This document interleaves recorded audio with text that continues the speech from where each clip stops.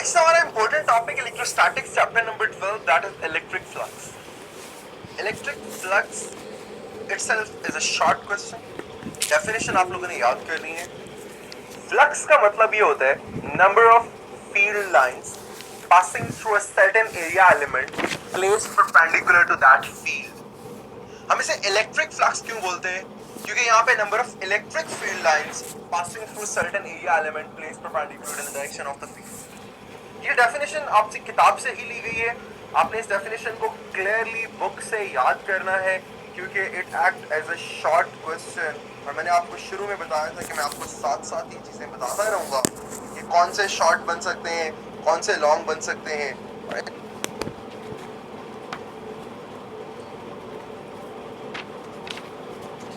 इंशाल्लाह ताला will try कि एक्सरसाइज के अंदर हम उनके ईयर्स को भी डिस्कस करें, किन किन ईयर्स के अंदर वो क्वेश्चन आए हुए हैं बोर्ड में.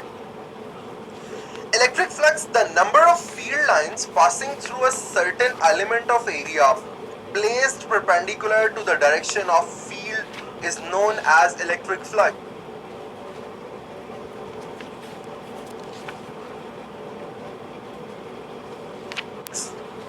And it is indicated by a letter phi. और phi के नीचे ये जो E है ये आपको क्या इंडिकेट कर रहा है? This is electric flux. तो इसे phi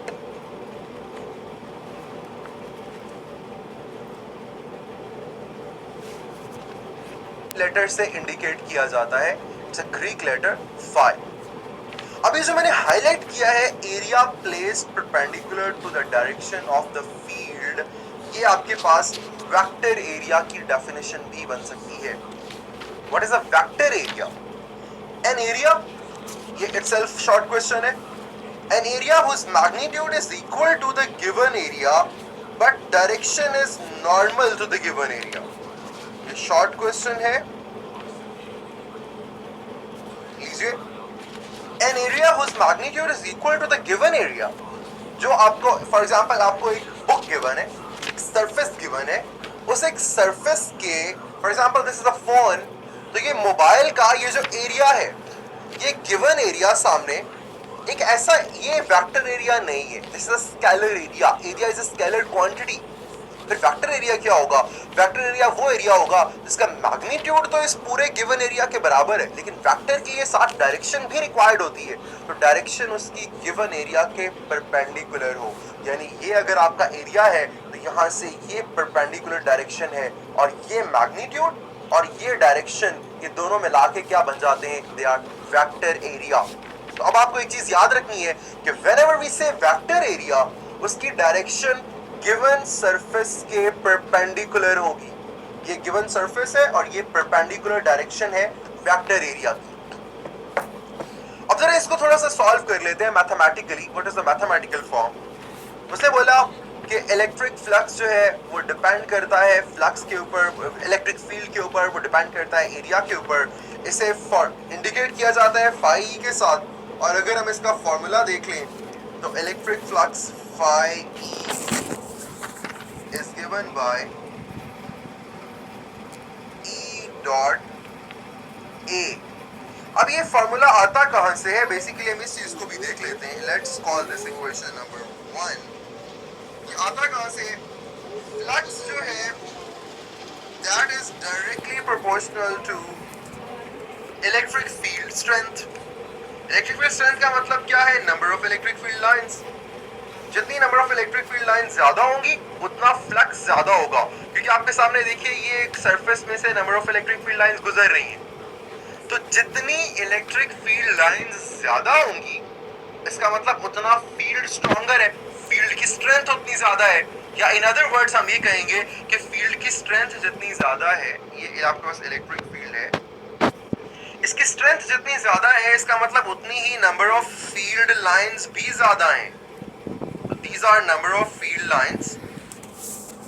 इसलिए जितनी नंबर ऑफ फील्ड लाइंस ज्यादा होंगी उतनी ज्यादा number of field lines pass करेंगी और उतना फ्लक्स भी ज्यादा होगा. सो ये डायरेक्टली प्रोपोर्शनल है इलेक्ट्रिक फील्ड स्ट्रेंथ के. और दूसरा ये डायरेक्टली प्रोपोर्शनल है एरिया के. और एरिया कौन सा? हम यहाँ पे वेक्टर एरिया यूज करते हैं.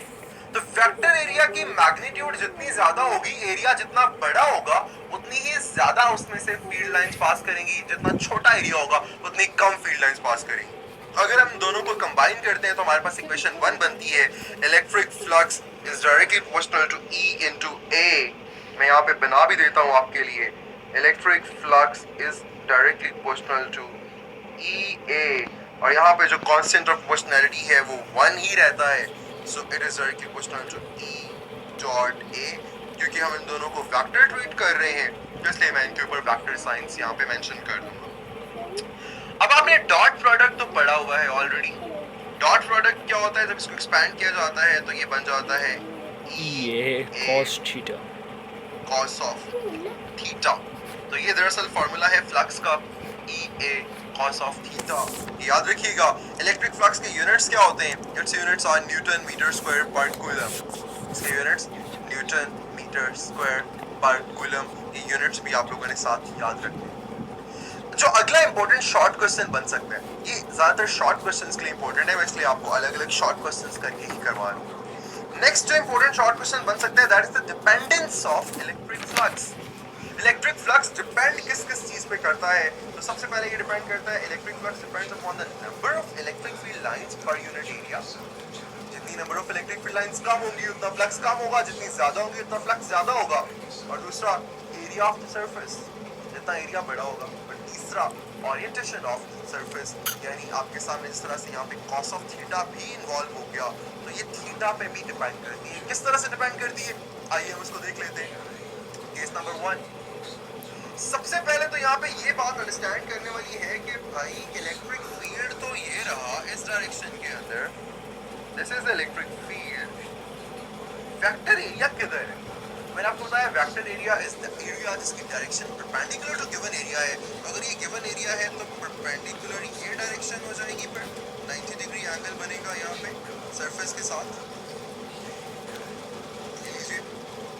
तो जब आपके पास ओरिएंटेशन यानी एंगल इस तरह से हो कि surface area is placed perpendicular to the direction of electric field, तो समझ लीजिए कि vector area will be in the direction of the field. आपके सामने जिस तरह यहाँ पे लिखा गया है, वेक्टर एरिया की डायरेक्शन भी यही है और फील्ड की डायरेक्शन भी यही है, यानी एंगल 0 डिग्री बना। तो चलिए इसको जरा हम सॉल्व कर लेते हैं। तो फ्लक्स इन दिस केस क्या होगा, phi E will be equal to EA cos of theta, लेकिन यहाँ पे cos थीटा की जगह cos of 0 डिग्री आ जाएगा, EA cos of 0 डिग्री, और cos 0 क्या होता है, 1 होता है, इसका मतलब फ्लक्स आ गया EA। तो फर्स्ट केस में जब vector area is parallel to the direction of electric field, और दूसरा आपके पास in other words when surface area is perpendicular to the electric field, तो फ्लक्स मैक्सिमम होता है, और मैक्सिमम फ्लक्स की वैल्यू क्या होती है, ये वेरी सिंपल, आपने इलेक्ट्रिक फील्ड और एरिया के मैग्नीट्यूड को मल्टीप्लाई करना है। अगले पे चलते हैं, केस नंबर 2। केस नंबर 2 में उसने बोला कि आपने सरफेस को इस तरह से रखा कि vector area makes an angle 90 degree with the field. तो वेक्टर एरिया 90 डिग्री एंगल बना रहा है, जबकि surface area parallel to field है। इस केस में एंगल 90 डिग्री बना। तो जब एंगल 90 डिग्री बना, अच्छा ऊपर देखिएगा, ये जो मैंने 90 डिग्री लिखा हुआ है ये सरफेस एरिया का एंगल है, ये वेक्टर एरिया का एंगल नहीं है। वेक्टर एरिया का एंगल यहाँ पे आपके पास 0 डिग्री था, यहाँ पे सरफेस एरिया का एंगल 0 डिग्री है, जबकि वेक्टर एरिया का एंगल 90 डिग्री है। तो लीजिए यहाँ पे फ्लक्स कैलकुलेट कर लेते हैं। phi E is equal to EA cos of theta, और यहाँ पे phi E is equal to EA cos of 90 degree, and we all know cos of 90 0 होता है। तो इस केस में फ्लक्स 0 हो गया, यानी जब आपने इस तरह से फील्ड जा रहा है और नीचे आप इस तरह से एक सरफेस रख दोगे, उसके अंदर से तो गुजरेगी ही नहीं कोई भी लाइन, दैट्स व्हाई आपके पास यहाँ पे फ्लक्स 0 होगा। और लास्ट, अगर आप इसे किसी भी और डायरेक्शन पे रख दो, आपने इसे सर्टेन एंगल थीटा पे रख दिया, ये सरफेस है, सरफेस का नॉर्मल डायरेक्शन ये है, ये वेक्टर एरिया की डायरेक्शन है, और ये फील्ड है, डायरेक्शन ऑफ इलेक्ट्रिक फील्ड। दोनों के दरमियान एंगल अगर थीटा बनता है तो वी नो दैट कि flux will be intermediate, minimum और मैक्सिमम के दरमियान में कुछ होगा, और वो क्या होगा, वो आपके पास E A cos of theta होगा, phi E is equal to E A cos of theta, and it will depend upon theta. Theta जितना 90 के करीब होगा उतना फ्लक्स कम होगा, और थीटा जितना 0 के करीब होगा उतना फ्लक्स ज़्यादा होगा। तो ये लीजिए, ये आपके पास डिपेंडेंस ऑफ इलेक्ट्रिक फ्लक्स आ गई। इससे अगला टॉपिक हमारे पास जो है electric flux through a surface enclosing a charge. This is a very important long question, और इसको हम इससे अगले वीडियो के अंदर, एक ही वीडियो के अंदर, एक ही लेक्चर के अंदर पूरे को डिस्कस करते हैं।